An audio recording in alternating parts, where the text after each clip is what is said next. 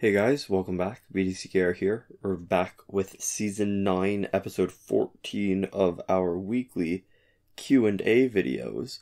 So you've got a little bit of housekeeping. If you're on... So there's two ways to watch this, right? If you're on YouTube, you can watch this on all the major podcasting platforms, or a lot of them. I don't know about all of them. Maybe there's a new major one, but by checking out the links in the description. And if you are on the podcasting platform, we're BDCKR Gaming on YouTube. This week I'm going to actually tell you how to find us. But I'm assuming you already know. But if you're watching the video right now, you're watching something a little bit different than what we normally get, right? Right. So normally it's just grinding and getting through things. What I've taken to doing lately is experimenting a bit more. So when we're talking about the benefits, the good and the bad of each character for the challenges in the multiplayer recap each week. This week I was tempted to do some different gameplay. So we've got two sets of videos. One is going to be highlighting Suicide Squad Harley Quinn, who is the challenge character, and it'll also be highlighting Metahuman Flash as a basic damage dealer on a Justice League team, like we talked about. Mm-hmm. The reason why I'm bringing it up is because I think I forgot to click over to show you what gears are on the Suicide Squad team. The Metahuman Flash one is fine, but Suicide Squad Harley Quinn, obviously she's got Astro Harness, and obviously she's got Tantu Tona and Master's Death Card, but probably more important is Suicide Squad Joker, because that's what the special 2 damage is going to be from. Right. So he's got Kryptonian Rifle, which gives 30% crit chance on special 2. He's also got Demon Blade, which has got 30% crit chance on special 2, added with his augmented 50%. That should give you 100% crit chance. Mm-hmm. And Demon Blade also gives a 15% boost to special 2. And Fourth World Mace, which we hadn't tried before, but is really kind of fun because it gives us a 30% chance of power drain on special 2, 25% boost to special 2, and a 15% splash damage on special 2. Mm-hmm. And even though we're not using him most of the time, he's not coming on the screen, it's neat to actually manipulate it like that and end up doing a bunch of splash damage with Harley Quinn's special 2 because of Joker's gear. And Suicide Squad Deadshot, I don't even remember what gear he is. He's really just dead weight because he's there to give the extra 10% damage for Suicide Squad Joker. He's basically filling the space to get that sort of team passive. And at one point I experimented a little bit with Batman Ninja Lord Joker, mm-hmm. because he has extra splash damage for any of his gunner teammates. And Harley Quinn would have counted, and so would Joker, so it would have worked either way. But experimenting with him, playing around with it, it seemed like it was less damage, because we're giving up that 10% boost from Deadshot. Yeah. So maybe he's a little bit more splash, but it seemed like he was doing less damage, so it wasn't really worth it, because when you're talking about special 2, it's a small amount of splash damage. Mm-hmm. It doesn't feel like it's making enough difference. Yeah. Anyways. And the one other thing I think that I want to talk about, at least, I don't know, I'm sure we can both talk about this a little bit, but every once in a while we recommend stuff. And this week I wanted to recommend a TV show that we've been watching. Oh, gosh, that I think has been really, really stellar. And so we've been watching Ted Lasso. Right. And that show is so good. Right. It's really something special. I think I don't even know exactly how to categorize it. So it's nominally a show about a sports show, a football coach from the US who becomes a football coach in the UK, but by going from a football coach to a football coach, he doesn't know anything about what Americans and Canadians would call soccer. So technically the name of what he's coaching doesn't change, but because he's going, the whole sport changes around him. Right. And it's just sort of that journey. And I think I almost don't even want to talk more about it, but it's really great. It's really full of heart, and it's really enjoyable and satisfying, consistently really satisfying to watch. And it's touching on a pretty regular basis, and it's funny, and it's funny almost always, I would say. Yeah. And it does a really special tone in a way that I think I've almost never seen executed so consistently and so well. So lots of shows can have good writing, can have sharp writing, can have interesting characters. I think what distinguishes Ted Lasso from everything else that I like is that it celebrates positivity. It is a celebration of goodness. Without being saccharine. Right. And that's a really hard line to, I guess, navigate, to balance. Because you're right, it gets a little treacly when you try to do it, but it's done in such a way without being naive, without being, saccharine. Yeah, I think that's it's perfect. not overly sweet. We've been having such a good time with the show, and for more than most shows that I've watched, I go, oh my god, this show is so good. And there's a lot of moments where I go, this show is really good, wow. Yeah. Wow, this show is good. And there's a lot of shows which I think are spectacular, where I don't go, wow, that's good so much. Right. And so it's just because it's such a surprise. It is such a change. Like, I think when something does something different, it's refreshing too. Absolutely. So there's that extra kick. And what's interesting to me is watching the second season is that it really goes in a different direction. Like not in a direction, not a fundamentally different direction, but it does stuff with plot that sort of moves away. It doesn't give you more of the same. It gives you stuff a little bit different, but not different in a way that is dissatisfying for people who like what they saw to begin with. Because I think season 1 has more drama and tension and more sort of plates in the air. And I think with season 2, it largely doesn't have that the same way. We're not all the way through season 2 yet, obviously, but it feels a lot less like stuff is happening. Right? Yeah. But the thing is, we're so bought in, and the writing is just as good and sharp, and the characters they sort of get their hooks into you, and they've really taken hold, where I'm kind of just okay watching these people hang out and do stuff. Yeah. Even if I don't necessarily have a good idea of what the overarching plot is. I don't necessarily have where it's going. I don't know what sort of the dramatic thrust of it is. And the other funny thing, too, is that they do payoffs really quick. Yes. They don't really let stuff sit. There's a lot of stuff that they do that could be a dramatic moment that could, come up every other episode or, a little bit here and there and drag out for a whole season. But a lot of times they'll introduce something and there'll be a satisfying payoff at the end of that episode. Yeah. And they just, it'll come back if somebody talks about it again, or it won't come back, and it doesn't really matter. So that's another neat thing that happens too, because some shows keep you watching because of suspense. Yeah. And it's by the seat of your pants, and you want to know what happens next. And that's okay for some shows. Some shows work like that fine.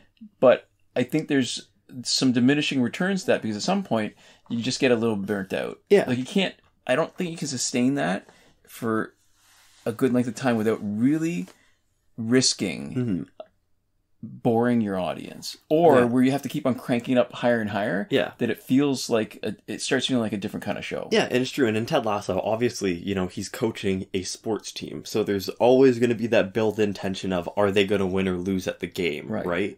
But I think that, I'm not that interested in sports. I don't really care about football/soccer, right, as a sport specifically. So, it doesn't really matter to me. And I would say that it's not a lot. Soccer and sport is at the core of it, but it's not a lot about that. The stuff surrounding the game is way, way, way more emphasized and important than just the game itself. Right. And so, it feels there's a little bit of that tension, right? Yeah. Obviously of, are they going to win? Are they going to lose? How's it going to go? But it's, it's very real. It doesn't feel overinflated. It's not. Yeah. This is the key to me. I think it feels like that a lot of shows that do try to be positive are very naive, and they expect either the audience or some of the characters to be a little bit not so smart, or a little bit inexperienced, or a little bit, I don't know. You know what I mean? Like it isn't. These are people who have seen the world, they understand it, they're not being taken advantage of anyway, but they still, there's a goodness in the show that I really love. Like a core of goodness. I think one of the most impressive things, this is the least amount of information I can give you about the show while still, is Ted Lasso, the character Ted Lasso, is kind of a speech guy. He likes bloviating a little bit. He likes going off on little tangents or whatever. And what I think is that most of the time that you see that sort of like, here's like a coach doing a pep talk thing in a show. Right. It's hard to do those moments. And a lot of times they do come off as really cheesy.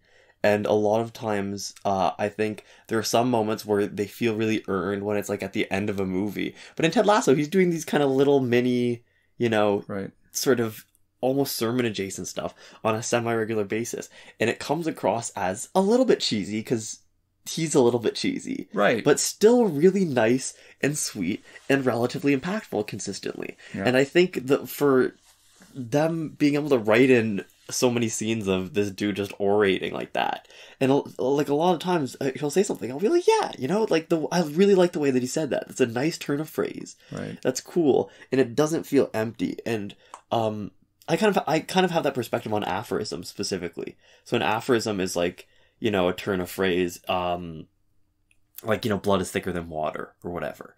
And what has always interested me about those turns of phrase, ever since I learned about it, is that there's a lot of turns of phrase, there's a lot of aphorisms that we use half of and mean exactly the opposite thing. Right? So it's, it's the blood of something is thicker than the water of the womb. Right. Is it the blood of the covenant? Maybe. I think, so it's supposed to be actually that, like, friends are more important than family. Right? Is the full phrase. Or the commitment that you make. Because when you say blood of the covenant, that's religious. I think that's a Christian thing. Or maybe it's even a Jewish thing too. I just remember that you're making covenant with God. Yeah, but it's supposed to basically be that, like, there's actually something else that's more important than family. Right. And blood is thicker than water is like, family first. Right? Or like the curiosity killed the cat, but then what was it? Something brought it back? Persistence? I don't remember. But the important part is... It's like the... one rotten apple. Oh, yeah. I can't remember. It spoils the bunch? Or just the barrel. Spoils the barrel. Yeah, so the interesting thing is that for these aphorisms, if you look at it, right, they're little pithy turns of phrase, and a lot of times there's an exact opposite version of it that people will use with the same sort of earnestness, the same honesty that they'll use the other phrase, right? Right. And you might even find within a single person times where they'd use one phrase and then something that means essentially the opposite, unironically. And the thing with those phrases are that they often feel like they are the thing you need to hear at that moment, but they're not anything approaching sort of general wisdom. It's just, sometimes there's right things for the time, and this is like a thing that you can say that's an easy way of bundling what is right for the moment, but it's not like, advice. It's not anything blanket. It's just sort of, you hear it works for this situation, and then in a different situation maybe the exact opposite advice would work, and when you've packaged it this way, it makes it feel a little more like real or something. Like it makes it feel more like a general principle. And I like, because a lot of what and the little speeches and the stuff, there's little nuggets that are kind of similar to that in Ted Lasso that feel like they're on the edge of an aphorism, but I actually find that in that the writing is good enough that a lot of the times I find myself going, that's a little bit better than just sort of like an empty phrase, right? It's better than a little just sort of pithy statement. And there are some really cool moments. I don't even want to share any of them because I think they're all plot relevant. I don't want to spoil anything. And I think everybody who has the opportunity to should watch Ted Lasso. And if this has not been enough of, for whatever our opinion is worth, I don't know how much anybody trusts it, but we've had people before come back to us afterwards and say, I read this on your recommendation, or I watched this on your recommendation. Really strong recommendation for Ted Lasso. 100%. Unreservedly. I think I'm hard pressed to imagine a person who would watch that show and not like it at least enough to keep watching. Yeah, one of the things that impressed me the most before we'd seen it, and the reason why I made a point of having us see it, was it wasn't just that some people were like really gung ho about it. It was the broad, varied, just so many different people who were saying such good things about it, and they were all from different kinds of walks of life, and where I connected with those people who were reviewing it at different, sort of in different areas, and so they all like different things. So that was sort of the most impressive thing about it. You're like, everybody really seems to like this Ted Lasso. Yeah. And what's funny is that's also kind of, anyways, the show. Yeah, no, so it's really good. It's really good. And that's enough of that. Yeah, we should probably answer some more questions. Yeah. But so anyways. Some questions. Yeah. Our first question of the week comes from Louis Navia. Luis, I think it's Luis Navia? When it's spelled like that, when it's Luis, I think it's right. Hispanic. So, yeah. And they say, hey, how do you guys have all of that? I watched all your glitch videos, but I was wondering, is there any glitch to get like crazy amount of stuff or something like that? Because at this rate, I think I'm not making progress at all. And then, by the way, thanks for keeping uploading this. I really appreciate it. And so, unfortunately, if you're watching all of our glitch videos, you know. Yeah. So here's the thing, right? Like, we've got these accounts that we're playing with are pretty old. And we've been collecting stuff for a long time. We've had years of being able to take advantage of glitches that no longer exist. So I totally get you, because when we first started the game, maximum level was 40, maximum promotion was Elite 5, and there was no online, there was no gear. So there was more of a natural progression. Mm-hmm. It's easy to get everybody up to Elite 5, level 40, and then they added gear and multiplayer. And then, you know, as you play more and more, you just eventually get there. And then they added Survivor, and then they added Breakthrough, and it was all... So, yeah, a lot of why we have everything is because we've been in it and we've been playing as they've been updating it and adding new stuff for us. Yeah. So we've sort of always had everything. We've had everything for a long time, and then every time there was a new update, we kept on working towards having everything again. Yeah, grinding. So I totally feel you, Luis, that because there's so much stuff to do, if we started the game now, it would be very hard, because with so many options, it's almost impossible if you have any kind of life outside of the game, and I don't know anybody who doesn't, that it's hard to prioritize what to do, and it can get very frustrating, because one thing that you do has an impact on how well you do on another one. And so if you focus on one thing, you're falling behind somewhere else, and you have to give up on... So, for example, right? Challenge. Are you going to do the challenge? Are you going to do multiplayer? Are you going to try to get the gears that are going to make the challenge and multiplayer better by playing more Survivor? Are you going to, and getting last laugh tickets? Are you going to, you know, like all that kind of stuff, augmentations. Like, there's nothing there that is separate, because if you give up this week of multiplayer, it's going to be more than half a year before you see it again. Yeah. And that matters even more when it's a character that you're going to need to do a bunch of multiplayer seasons for anyways. Right. Yeah. Right. So, unfortunately, the short answer is we got it because we've been playing a long time. There's not a lot of things you can do to push yourself faster besides putting in the time. Yeah, I guess, or hacking. Yeah, I guess so. I never think of that as really an option, because anyways. Or buying a huge number of in-app purchases. It's either time or money, or a lot of money. Yeah. Those are sort of your avenues into it. Yeah. And so there we go. So our next comment comes from Prime E-Dog. This is actually a question. Yeah, that's true. It's a question. And their question is, do y'all have a Discord server?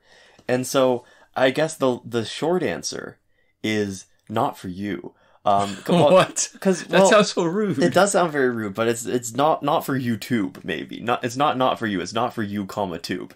Got it. Okay. But because that sounds just rude. Like, we don't have a Discord. We don't have a Discord server through YouTube. I mean, like, I have a Discord server that I'm in with some of my friends, and it's where we message to set up games of like Valorant or like Ultimate Chicken Horse or Duck Game, and like talk or whatever. Like, I use Discord.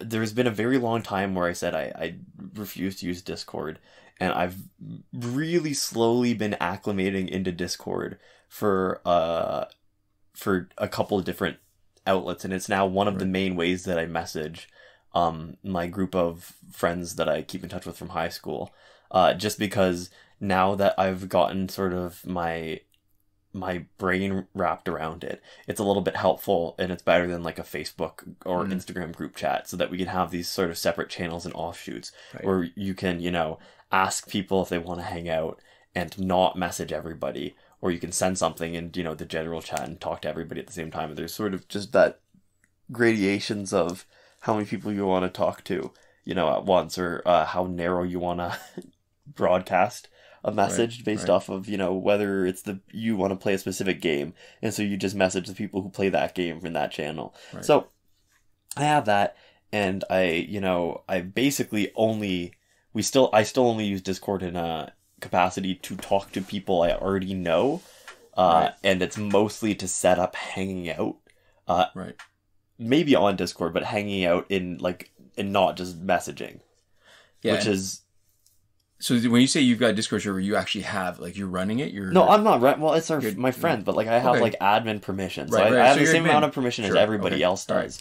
Right. And I don't know how to use any of them. It's not like I'm making good use of it, but, like, if I wanted to, I could, like, make a new channel or do all of the things that somebody who runs a Discord server is allowed to do. Right.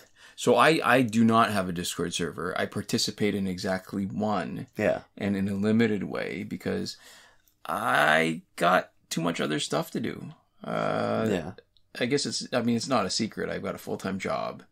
We still do these videos. And never mind running one, but participating one is probably more than I have time for. So I don't even participate fully in that. But I still, drop in every once in a while, read stuff. I don't even contribute much. So having a Discord channel for Injustice specifically, I think it would be just way too much work. Yeah, it would be a small and relatively non-active community, and there would be no moderation or attempt to make it active from us. Yeah. And there's already sort of places. Oh, yeah, there's lots of places to go. Maybe one day we'll make a Discord channel, or a Discord server, but I somehow doubt it. It probably won't be me. Well, and I doubt it'll be me. So I guess that means it'll be neither of us, and it's not happening. Yeah, that's it. But yeah, so no Discord server. But I mean, but I do want to recommend though that the subreddit on Injustice is really good. Yeah. And is there a Discord server from the subreddit? I don't know. I don't. If there is, I don't know of it. But the subreddit is really good. There's a lot of people participate. A lot of people who answer your questions and share lots of Injustice stuff. I drop in every once in a while. I don't comment a lot because it feels like a lot of people are taking care of it. But every once in a while, if there's something interesting that I can... Yeah, sink your teeth into a little bit. Yeah, it's totally worth it. And see, my other association, so I don't know. We'll just... Let's talk about Discord for a minute, maybe. Okay. Because my association with Discord always was, when it was first introduced and around, I knew that it was... not really the place for me. I know it was a gamer platform, but I also remember this association that I had with it being pretty toxic. And I think I think it's always been where you are, right? Mm-hmm. And I think part of the thing about Discord is that it was just a place where gamers could build community. And so there's always going to be cells. There always has been, and I'm sure I hope there won't be, but I'm sure there always will be some degree of toxicity in some pockets of the gaming sphere. Sure. Right? I don't think we get a lot of that here. I think we get very little of that in Injustice. But I think part of the thing is that when you let people accumulate in the same way like 4chan, right? Mm-hmm. There's certain places where there just would accumulate some toxicity. And so that was my association with it. But then, I have never joined like a big server or anything. I've only ever done sort of small stuff with my friends, and people have tried to get me on it for a while in one form or another. And I was always I've been slow on the uptake for social media for my whole life. Mm. But so... Why do you think that is? I don't even know. It's very hard to say. But I always have been. It's been definitely just a fact of life for me. I think I was... My excuse is I'm old. I think I was slow on it initially. I think I was a little behind on the communicative technologies in terms of like getting like a cell phone and stuff. And that made me a little bit slow on the uptake for other stuff. But also, I'm one of those people, I don't know, that I don't need to like talk to a lot of people. Right. I can have a pretty small group of people that I talk to on a very frequent basis. And I don't feel a lot of need to sort of have a big circle. And, you say need. I think maybe I'm describing it in a way that's very generous to myself, in that I don't like to talk to a lot of people, but I also maybe don't manage like a lot of weaker connections with people as well. Right. Like that's just sort of how I work. And depth instead of breadth. Yeah. But so Discord, I never got a lot of use out of, and I see the value in it now, and I have viewed or participated mildly in some really nice communities, like the Bug Hunter Discord server is a really warm and welcoming and cool place, and I highly recommend you listen to Bug Hunter, but then also if you're a fan of his stuff that you hop in the Discord, because there's some pretty cool people in there too. Right. And So I know that Discord has gotten, I think, a lot more broad. And so now my association with Discord is the interactions that I have with people in the Discord. So hanging out with my friends. Right. And so in classes in university, people do group chats, and group chats are great. I think that if you are in any university classes, you should make an effort to join the group chats. Right. And primarily that is Facebook Messenger group chats, but there tend to be, I guess, 3 places, which is the Messenger group chats, which I pretty consistently join. Then there's like WhatsApp or like Telegram or like messaging. Okay. You say all these things, and I'm getting a little, what's that feeling like? Overwhelmed? Yeah, just listening to all these things, because I can't keep track of all the streams, and I've shut down all the notifications. I don't want my phone popping off every minute. I don't join any WhatsApp or Telegram group chats, and my understanding of those has been primarily that tends to be pockets of certain cultural students. So I know specifically, and I don't know if this is like a real thing or if this is just my perception of it, but I noticed that a lot of WhatsApp group chats or the people asking for them tend to be Chinese international students at my Canadian school, because there's a large proportion of Chinese international students. Right. And in the same way that there's just different social media platforms that are more popular in certain age groups or demographics, I think WhatsApp and that is potentially more popular with that demographic of people. Right. And then there's the Discord group chats for my university, and my perception of Discord group chats is that's where people go to cheat. So I also don't make any specific effort to join the Discord group chats, but that, especially with the move to online, there was like a couple of classes that I've been in where there's been a lot of people who have cheated. And that's not to say that people don't cheat on Messenger group chats too, but there tends to be the main group, which is on Messenger, and then there tends to be offshoots, and it's either a second Messenger group or a Discord group, and that is where the people who cheat go to cheat. Right. And so that's always interesting, and it's funny. What I find really entertaining is the way that people are and aren't willing to talk about cheating on social media, where there is a permanent or semi-permanent record of you discussing cheating. There's always, because in the main group chat, here's the thing, there's a lot of people in it. It's, a significant percentage of the class. And it tends to be a place where, a lot of times people ask the same questions 50 times about whether the final's cumulative or not.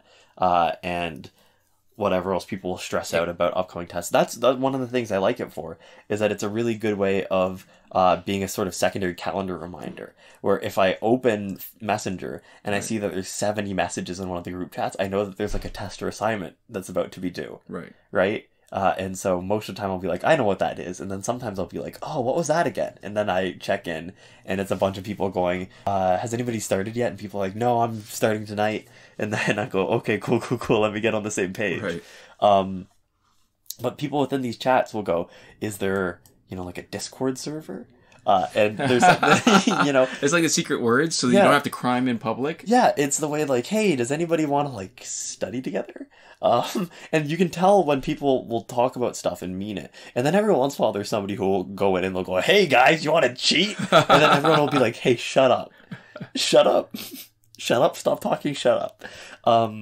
But so what's funny too is that when people get this inkling that things are about to get a little sketchy, what will also happen is, without any words or any discussion, some people will just leave. Some people will just filter out. They'll just go, I don't want to be here for whatever happens next. And what's also funny is that there is sometimes TAs in the group chats. And so there, especially when people got caught, after that first wave, I think people were more brazen, and then people got caught, and there was a real sort of paranoia, I think, about whether or not there was a TA who was hiding in the chat waiting to catch people cheating to report them, or whether the professor like made a fake account or whatever. And I remember one chat that I was in where people were like asking for like an ad to like another group, and people were like trying to like TA check people, and there was like this discussion of, I think there's a TA in this group chat. And it's funny for a couple reasons to me. And one of the reasons it's funny is that I cannot imagine being a TA and taking time and effort and energy to try to hound out people cheating in a Facebook group chat. I think, don't get me wrong, it directly and negatively impacts me when somebody cheats. Right. Especially the smaller the classes, because at the school I'm at, they keep the averages for classes over a certain size within a certain range. Right. So, like, the psych department at my university keeps the average, I think it's between either 65 and 75 or 70 and 75. It's one of those two. Okay. And so, and either way, it tends to cluster around 70. And so when a bunch of people who otherwise weren't going to do so well, and you assume that the people who are cheating are only cheating because they feel like they're not going to do so well otherwise. Right. Because and they cheat effectively so that it actually makes a difference in their mark. Because if they felt like they were going to do fine anyways, then you don't see a lot of reason for cheating, right? Right. But if those people do better, unfortunately, and I wish this wasn't the case, I'm competing with these people. If everybody in the class does really well on a test, right. The next test might be harder, or they might, curve down a test, which they very rarely do. But I have to fight, or even just, I would have gotten like a 5% like flat boost to my test score because people did worse. So it directly and negatively impacts me when people cheat. But at the same time, I don't presume to know other people's situations.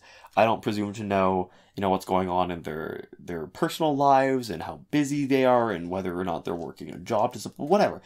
Life is complicated, and I don't make any sweeping moral judgments on people for cheating. Right. And so to me, I find it really kind of funny and a little sad that there's all this effort going into, honesty checking people and preventing them from cheating. And I'm a big proponent of, like, if you can't stop people from cheating effectively, which you can't, profs can't, they just can't, right? Somebody could... You say can or cannot? Cannot. Right. They could, people can only talk to their friends, right? If I knew one smart dude in a class, I could just cheat off of him for every test and never mention it outside of that class, and it would be fine. There's never mentioned in a group chat, never talk about it with anybody but that person, and we never get caught, There's no amount... I don't see where this is heading, sorry. I'm just saying it's impossible to effectively stop cheating. You could, I think that's true for a lot of things that you want to limit, but you can still do things to limit the degree of cheating and the amount of cheating. And that's exactly what my point is, which is that I think we should, as best as possible, set up trustless systems. And so what makes me frustrated is that I've taken a lot of multiple choice tests online while COVID has shut down the schools, right? I've taken a lot of multiple choice online tests that were that were closed book, where we're not supposed to look at our notes. And they go, you're not allowed to look at your notes. And we're not going to do anything to enforce it, and I guess honor system it, and don't cheat. And I think that that's such a ridiculous thing to do. Yeah, no. What you do, the better test would be, what you want to do is, when you're testing people, is you want to see how well they've mastered the material. So then you give them a test that really demonstrates mastery, and the mastery that won't come from just being able to look it up in a book, because books are just a bunch of facts. And even more than that, it's just ridiculous to say that it's closed book. Because it's not. It's closed book if you're honest. And all you're doing is screwing over the honest people in your class. And so, I've had people, profs do it a bunch of different ways. But honestly, like, it's so funny to me that there's so much effort and time that's spent on preventing people cheating. And the time and effort isn't spent in, evening the playing field and not screwing over honest people. Because ideally, if you want a test that you can't cheat on, here's how you do it. So hold on though. Before you get into the weeds and that and the details, I think, to me, the fundamental issue is, instead of spending so much time policing how people take this particular test, where they should put the energy is in creating a better test that actually tests what they want. Because in the history of schooling and testing and examinations, what's happened is that flawed tests end up encouraging the wrong type of learning. And they do not do a very good job. They no longer do a very good job of trying to measure what you're actually looking for. Yeah. Okay, go ahead. So there's a lot of easy ways to make a fair test. You do a take-home one where it's essentially a mini essay. But even if you want to do everything exactly the same, you want to have a multiple-choice test, here's how you make it fair, and here's how you don't screw over honest people at the expense of probably, honestly, like half the class who's looking at their notes. Which is, you make it open book, you make the questions application-based, you randomize the order so that people can't just go through it together really easily. And if you really want to go extra with it, what you do is you give people different questions. You have a larger bank and you give people a random set of questions. And then, afterwards, if any questions were significantly harder, you take those off so that people who happen to get those aren't penalized. Or, you do a little bit of back-end math to adjust for that, right? And then that's it. And it's so easy. And so people put all this extra effort, or they put no effort in, and they just say, it's closed book. We want to make the questions really easy. I don't actually want to think about what an application question would look like here. So just don't Google it, because if you can look it up, you can bypass every single, question on this test and you get 100% really easy. That's an indictment of the teaching, though. If it's something that can be Googled that easily, then what value is there in that particular course? There's a lot of classes I've taken. You'll be disappointed to hear there's a lot of courses I've taken that have been at that level. So, and here's the thing too, at the secondary level, then the invigilation is a problem, because if you're using tools to try to catch people who are cheating in a way that doesn't actually catch cheating but makes it harder for everybody, and harms specific groups of people that aren't cheating, you've got real big problems. That's one of the things that I really hate. There's a lot of the multiple choice quizzes I've taken. One of the things they've done is make it so that you can only see one question at a time, and every time you click next, you can't go back ever. And that's supposed to prevent cheating, right? So that you can't go through and compare your whole questions with everybody else.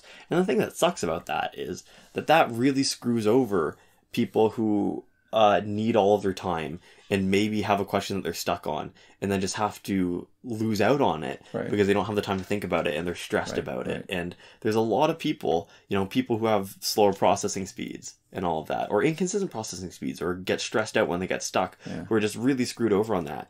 And it feels like it's such a marginal measure. Because it isn't even. It's basically the equivalent of security theater, like getting people to take off their shoes and their belts at the airport. It's for show. It doesn't actually achieve anything. Yeah, because that kind of stuff makes me mad. Because, again, it's another one of those things. When you do stuff to prevent people from cheating, if you're actually preventing people from cheating, that's some value. But when you just have, the questions in a random order and you do that, I'm going to be honest, I finished my tests fast enough that if I wanted to, I could share all of my answers with somebody. I could do the test, share all my answers with somebody, and have them start the test after I was done and fill in my answers. If I wanted to cheat, with the new system, it wouldn't stop me at all. The thing that stops me from sharing all my answers with other people is I'm not interested in cheating like that. Right? I'm not interested in cheating. But it's not effective, and it stresses so many people out so much more. And I just think it's nothing. So at risk of making this all about what's happening at your school right now, we should probably answer another injustice question. Yeah, maybe one more. Okay. To give lip service to the fact that we're doing an injustice Q&A. Okay. Yeah.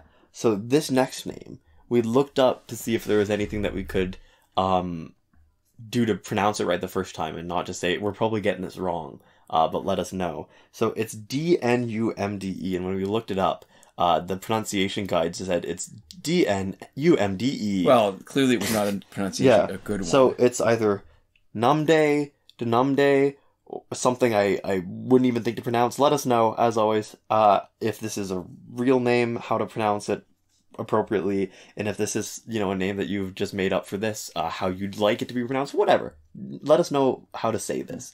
And their question is, do I get Zod first or Man of Steel first?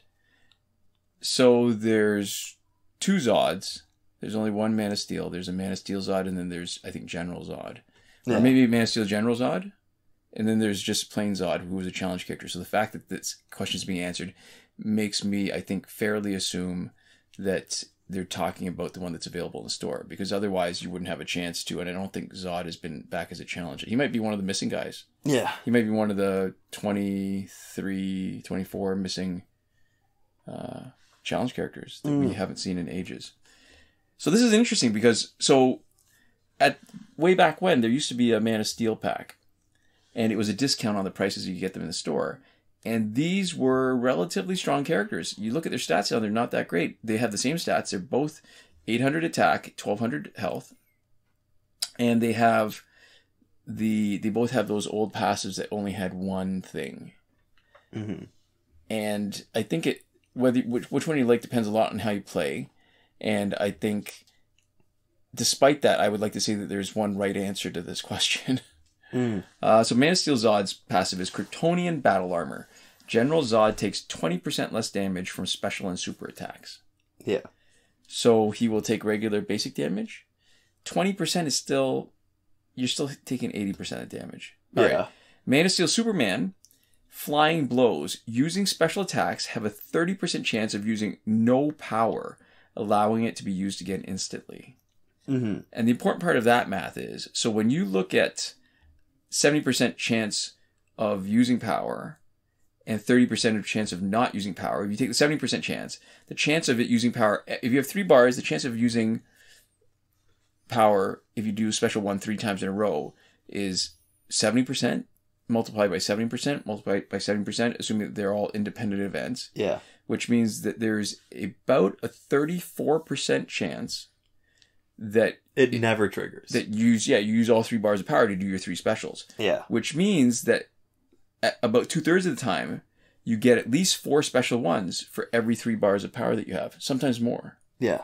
So I think in a world where you've got Tantu Totem and you've got one special specialist, the value in having another special specialist who can do more specials than you expect is way more valuable to me than a defensive passive, which I guess it's no secret that we are big fans of offensive passives, because the best defense is not getting hit, and if you've knocked them out, they're not hitting you. That's true. So the faster you get through it, they're not generating power, so they can drop in with a special. They're not counter-punching you. They're not whatever. So Man of Steel is so much better than Man of Steel Superman, so much better than Man of Steel Zod. Yeah. So there we go. And I think that'll be it for this week. You don't feel like we owe them another question for... Do you feel like we owe them another question? I don't know. The next one seems like it could be pretty short.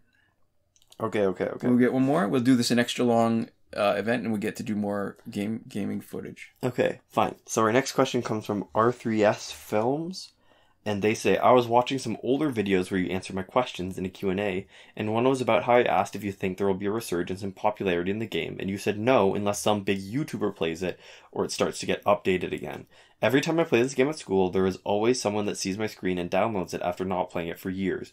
Do you think if someone with a lot of social media influence got a large group of people to play, now the ROM would consider updating it? I love this game and I love listening to you guys talk, and it would mean the world to me to hear your input about this topic. You guys are practically my childhood. I've watched you since I was 9 and now I'm 15.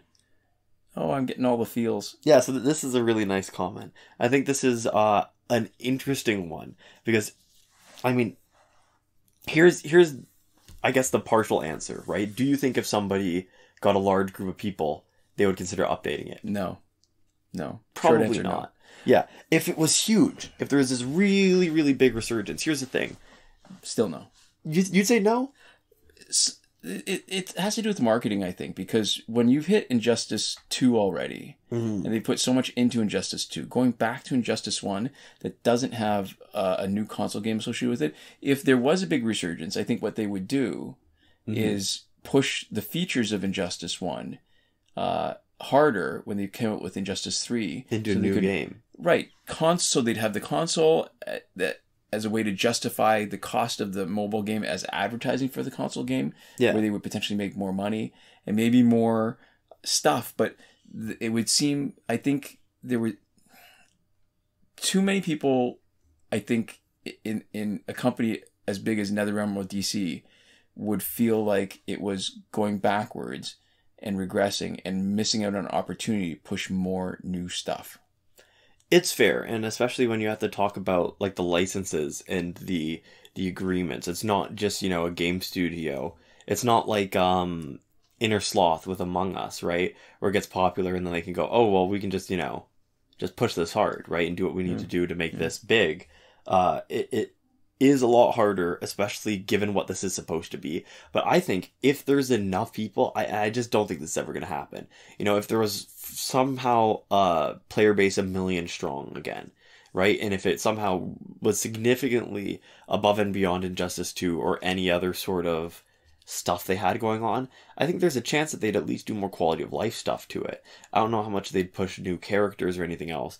But I think the problem isn't that whether or not it's theoretically possible, it's that it's not going to happen. Yeah, it's just so unlikely.